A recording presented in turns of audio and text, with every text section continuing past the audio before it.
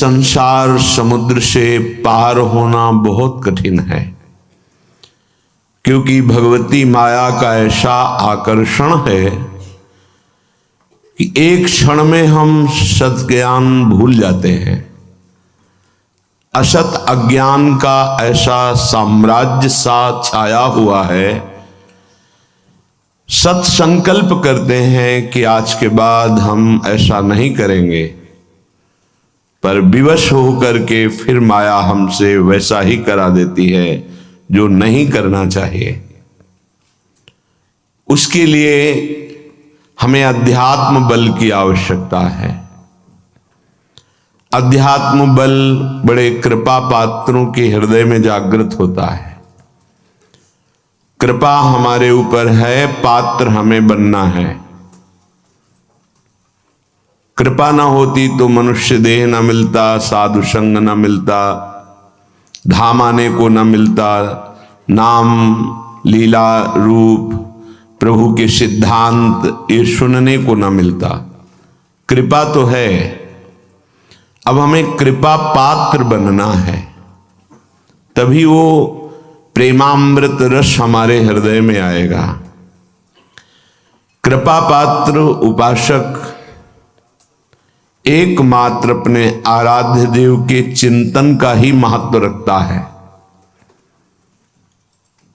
उपासक के अंदर ये प्रश्न नहीं आना चाहिए कि हमें 6 महीना 1 वर्ष हो गए नाम जप करते हुए, कोई हमें परिवर्तन तो नहीं दिखाई दे रहा। 1 महीना अगर हम नाम जप कर रहे हैं या 1 वर्ष नाम जप कर रहे हैं तो ये सत चिंतन है। सत चिंतन कभी व्यर्थ नहीं होता। तुम्हें पता नहीं है कि तुम्हारे कितने अशुभों का नाश कर चुका है नाम, यदि वास्तविक आप जप रहे हैं। संचित कर्मों को पहले भस्म करता है नाम।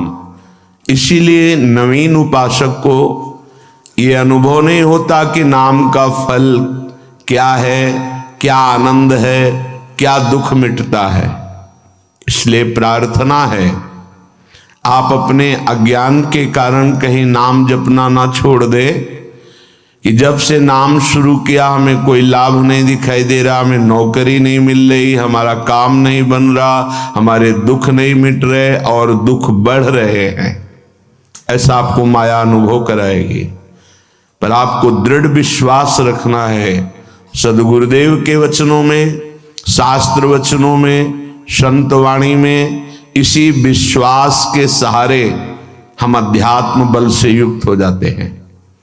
नहीं तो जब हम नाम जप करते हैं तो सबसे पहला काम नाम का होता है गोदाम में आग लगाना। जो हमारे संचित कर्मों का शुभ अशुभ गोदाम है उसको भस्म करता है। अब ये बात पता नहीं है तो वो वर्तमान में तत्काल फल देखना चाहता है कि हम नाम जप किए तो हमारी सारी कामनाओं की पूर्णता हो ही जानी चाहिए। नहीं, नाम जप का फल क्या हुआ, वो ऐसा सोचता है। पर ऐसा नहीं है। नाम जप सबसे पहले अशुभों का नाश करता है, फिर शुभ फंसाने वाले जो होते हैं वो उनका भी नाश कर देता है। इसके बाद क्रियमाण पूरा परम पवित्र करके भगवद अर्पित कराता है, प्रारब्ध भोगने की सामर्थ्य देता है। फिर आनंद का ऐसा उन्माद होता है, आनंद की ऐसी उत्तम अवस्था होती है जो वाणी से वर्णन नहीं की जा सकती। आप धैर्यवान बने, उत्साह पूर्वक नाम का जप, नाम का कीर्तन, नाम का चिंतन करें।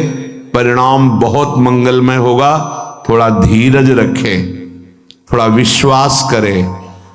न एक एक नाम आपको उठा रहा है, अभी आपको समझ में नहीं आएगा। जब आपके पाप नष्ट हो जाएंगे, हृदय निर्मल होने लगेगा, तब आपको समझ में आएगा।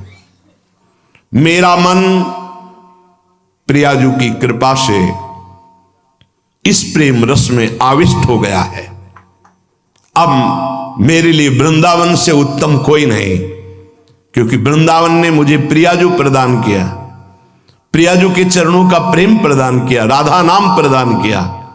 अब किसी की कोई मर्यादा नहीं।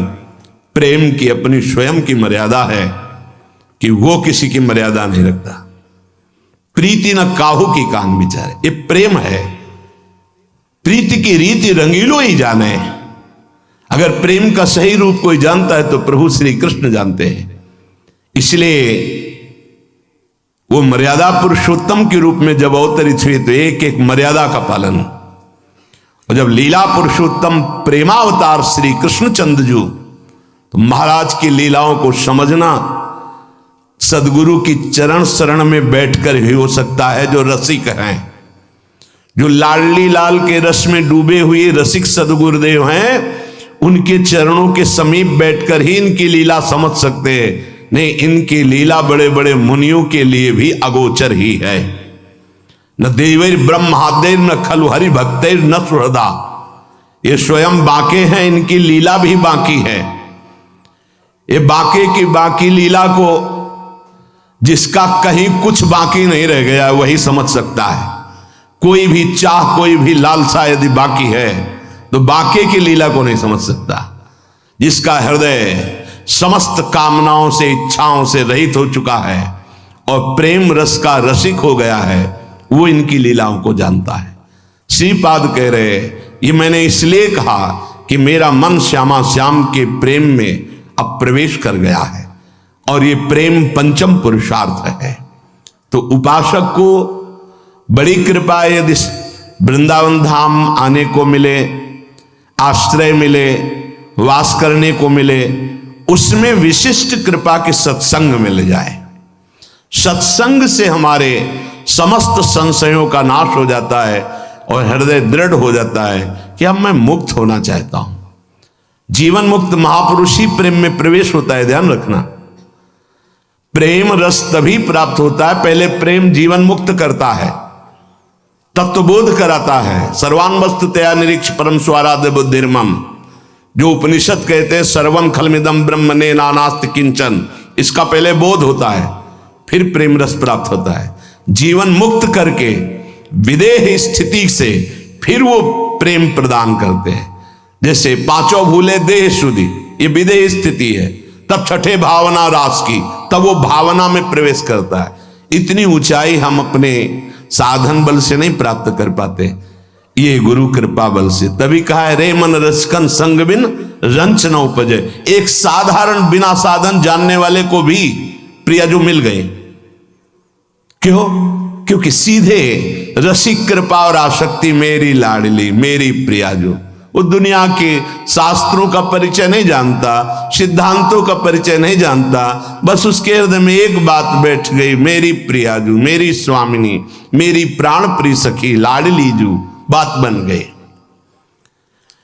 ये जन्म बंधन से, कर्म बंधन से मुक्त होना बहुत कठिन विषय, बहुत कठिन। जब शास्त्रों का स्वाध्याय करो तब पता चलता है। तभी कहते हैं भगवत प्राप्ति अत्यंत कठिन, पर वो गलत शब्द है। भगवत प्राप्ति अत्यंत सरल।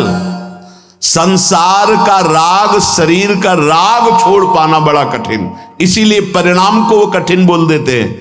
परिणाम को कठिन बोलने से घाटा हो जाएगा, हम डर जाएंगे कि हम भगवत प्राप्ति नहीं कर पाएंगे। हमें उत्साह रखना है कि भगवत प्राप्ति बहुत सरल है। कठिन है शरीर संसार का राग छोड़ना, और इसकी जिम्मेवारी है गुरुदेव की। बस आप उनके कथनानुसार चले तो शरीर और संसार के राग का नाश हो जाएगा।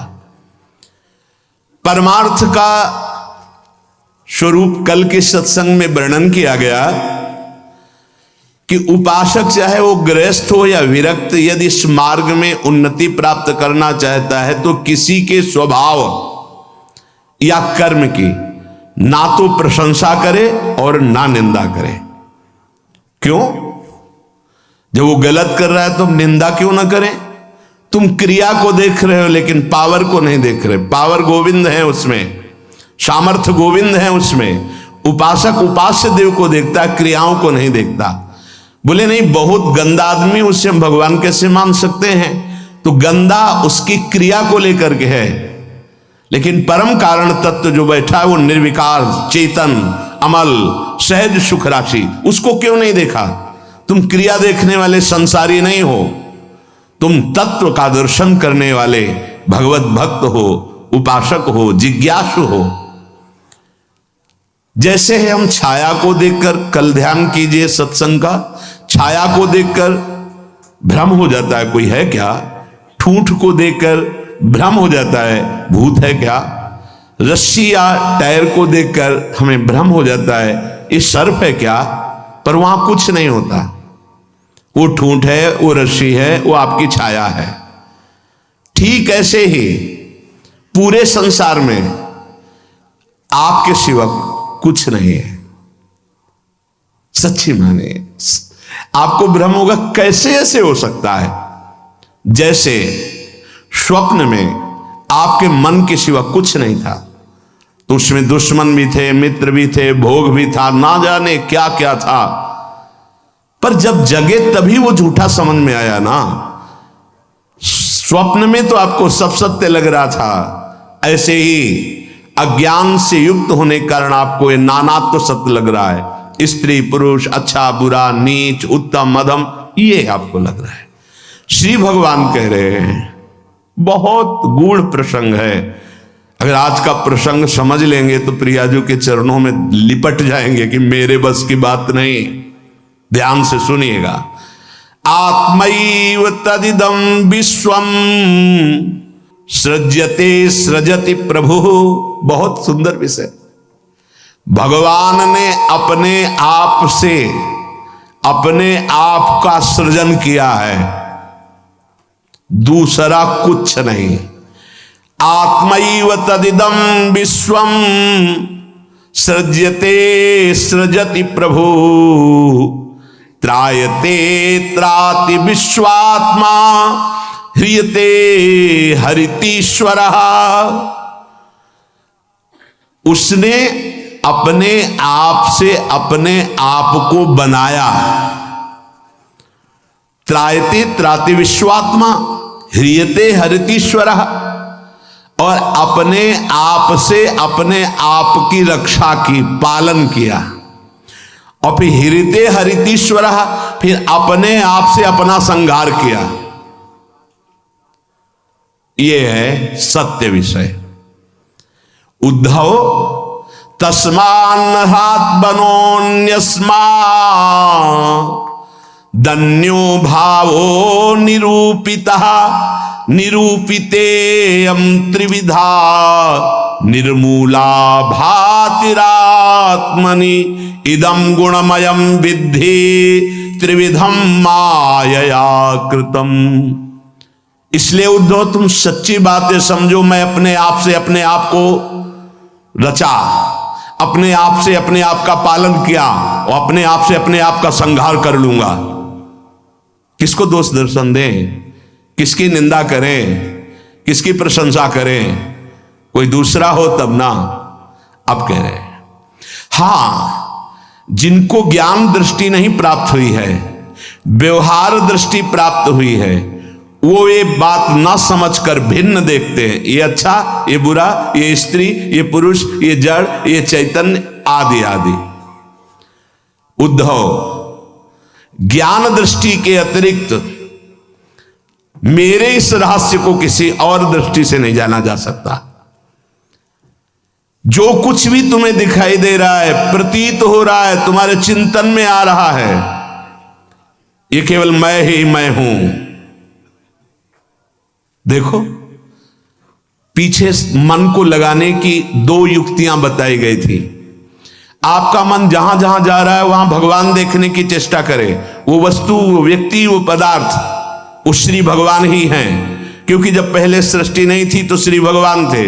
भगवान ने अपने आप में सृष्टि रची तो सब कुछ भगवान है, और जब समेट लेंगे तो केवल भगवान बचेंगे। तो जहां जहां मन जाए, जिस वस्तु व्यक्ति स्थान में, उस श्री भगवान को देखिए कि ये वस्तु, ये व्यक्ति, ये स्थान मेरे आराध्य देव बने हुए। दूसरी बात कही गई थी, जहां जहां मन जाए वहां से हटा के अपने लक्ष्य में लगाइए। बार बार मन को ऐसा करने से वो मन लक्ष्य में लग जाएगा, स्थिर हो जाएगा। अनिर्वचनीय मैं ही सब रूपों में स्वयं विराजमान हूं।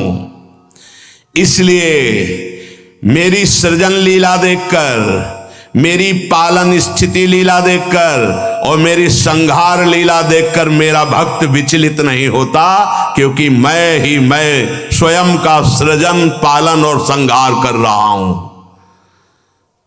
ये जो तीन प्रतीतियां हो रही, सृजन, पालन, संहार, अध्यात्मादिदैव अधिभूत, ये बिल्कुल निर्मूल हैं। जैसे माया, जैसे स्वप्न में कुछ नहीं था, वैसे ही माया के द्वारा कुछ नहीं है। न सृजन है, न पालन है, न संहार है। मान सकते हो?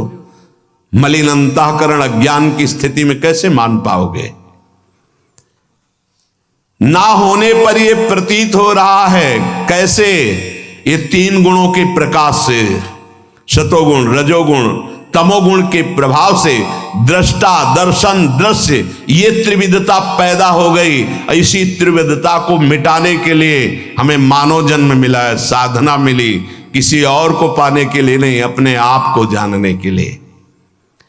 एतद् विद्वान मदुदितम ज्ञान विज्ञान नैपुणम न निंदन्ति न च स्तौति लोके चरति सूर्यवत्। जो मेरे इस परमार्थ सिद्धांत को जान जाता है, वो ज्ञान विज्ञान में उत्तम स्थिति को प्राप्त हुआ महात्मा ना कभी किसी की प्रशंसा करता है, ना किसी की निंदा करता है। वो सूर्य के समान पूरे त्रिभुवन में समभाव से विचरता है। प्रत्यक्षेणानुमानेन निगमेनात्म संविदा आद्यंतवद सज ज्ञात्वा निसंगो विचरे दिह। इसलिए मेरा भक्त प्रत्यक्ष से, अनुमान से, शास्त्र से, आत्मानुभूति से, महापुरुषों से वो ये जान चुका है कि माया का त्रिविध खेल चल रहा है, सतोगुणी, रजोगुणी, तमोगुणी, पालन, सृजन, संहार। इसलिए वो सबसे असंग हो जाता है। ये स्थूल सूक्ष्म कारण तीनों लोक असंग होकर के वो अपने आप से अपने आप में तृप्त रहता है। धन्य है ऐसा महापुरुष जो अपने आप से अपने आप में तृप्त रहता है, वो असंग भाव से विचरता है। उद्धव जी को एक प्रश्न यहां परेशान करने लगा मन में कि आत्मा अविनाशी चैतन्य घन, शरीर जड़ नाशवान, फिर ये जन्म किसका होता है, फिर मरण किसका होता है? प्रश्न कर बैठे। बहुत सुंदर प्रश्न है और बहुत सुंदर उत्तर है। यदि आप समझ पाए तो आप प्रियाजू के चरणों में भाग पड़ेंगे, क्योंकि आपकी समझ के परे की बात है। लाडली जो मेरी तो कुछ समझ में नहीं आया, बस मैं तो यही कह रहा हूं, हमारी महारानी श्री राधा रानी। इसलिए थोड़ा धूप का ताप लगे ना तो वृक्ष की छाया अच्छी लगती है। देखो, संसार से मुक्त होने के लिए ये बहुत जोर का प्रश्न है। उद्धव जी ने कहा, नैवात्मनो न देहस्य संस्कृतिर्दृष्ट दृश्ययो अनात्मस्व दृशोरीस कस्य स्युदुपलभ्यते। प्रभु, ये चर्चा आपको मिलेगी नहीं प्राय, क्योंकि कथन और श्रवण के लिए स्थान की भी जरूरत होती है। तो यह श्रीधाम वृंदावन और यहां व्यक्त अव्यक्त बड़े बड़े महापुरुष पधारे हुए हैं। तुम्हारी दृष्टि नहीं है तो तुम्हें व्यक्ति समझ में आएगा। जहां भगवत शास्त्रों का सत्संग होता है, वहां सनक सनंदन सनातन सनत कुमार श्री हनुमान जी महाराज, बड़े बड़े महाभागवत पधारते हैं, और उन्हीं के सानिध्य से समझ में आ सकता है। ये विशुद्ध भागवत परमार्थ मार्ग है। उद्धव जी ने पूछा कि भगवान, ये जो आत्मा है ये दृष्टा है, और शरीर जो है ये दृश्य है। आत्मा स्वयं प्रकाश है और देह जड़ है। ऐसी स्थिति में ये जन्म मरण किसका होता है? आत्मा का जन्म मरण हो नहीं सकता, क्योंकि स्वयं प्रकाश है। और जड़ शरीर का हो नहीं सकता, क्योंकि नाशवान विकारी है, ये तो यही नष्ट हो जाता है।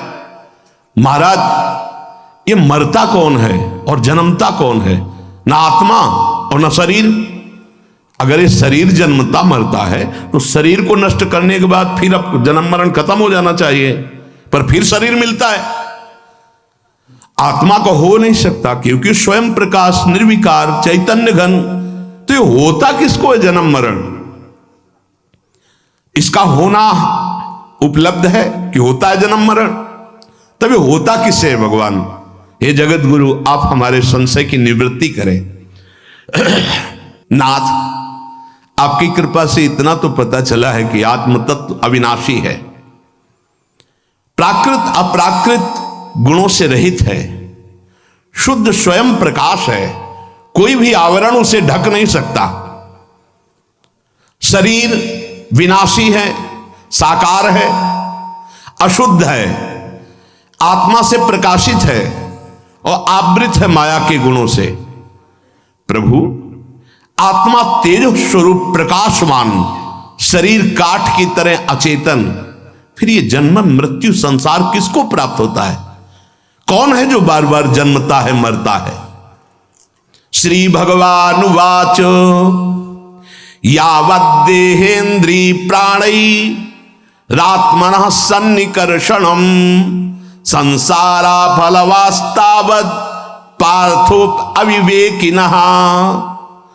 भगवान श्री कृष्ण ने कहा, प्रिय उद्धव, बहुत तुमने विशुद्ध परमार्थ के स्वरूप का प्रश्न किया है। यद्यपि इस संसार का ज्ञान में कोई अस्तित्व नहीं है, अज्ञान के कारण यह भास रहा है, पर ध्यान देने योग्य बात, जब तक ये देह का अभिमानी है, मैं स्त्री मैं पुरुष, मैं ये देख रहा हूं, मैं खा रहा हूं, मैं बोल रहा हूं, इंद्रियों का अभिमानी है, प्राणों का अभिमानी है, तब तक आत्मस्वरूप जो निर्विकार सच्चिदानंदमय है, इस भ्रांति के कारण बार बार जन्म और मरण को प्राप्त होता रहता है। यद्यपि ना उसका कभी जन्म होता है ना मरण होता है, फिर भी भ्रांति, ये भ्रांति स्वप्न की तरह है। अर्थे हृद्यमाने पी संस्कृतिर न निवर्तते ध्यायतो विषयानस्य स्वप्ने नर्थागमो यथा। जब तक इसको ये भान रहता है कि मैं स्त्री हूं, मैं पुरुष हूं, मैं अपनी इंद्रियों से भोग रहा हूं, मैं ये भोगा हूं, ये भोगूंगा, ये उसकी भ्रांति ऐसे है जैसे स्वप्न में। और स्वप्न में प्राप्त हुआ सुख दुख जब तक जागता नहीं तब तक सत्य भासता है। स्वप्न की विपत्तियां या स्वप्न का सुख कोई भी सत्य नहीं है, पर वो जब तक जगाया नहीं जाएगा तब तक उस विपत्ति या सुख को भोगता रहेगा। ऐसे ही बिल्कुल न जन्म है न मरण है, आत्म तत्व निर्विकार, शरीर भ्रमात्मक त्रिगुणात्मिका माया से रचा हुआ। पर जो साधक, जो मनुष्य अपने को स्त्री या पुरुष मानकर और विषय भोगों का चिंतन करता रहता है, वो अज्ञानी स्वप्नवत भोगों में फंसा हुआ जन्म मरण रूपी संसार से कभी निवृत्त नहीं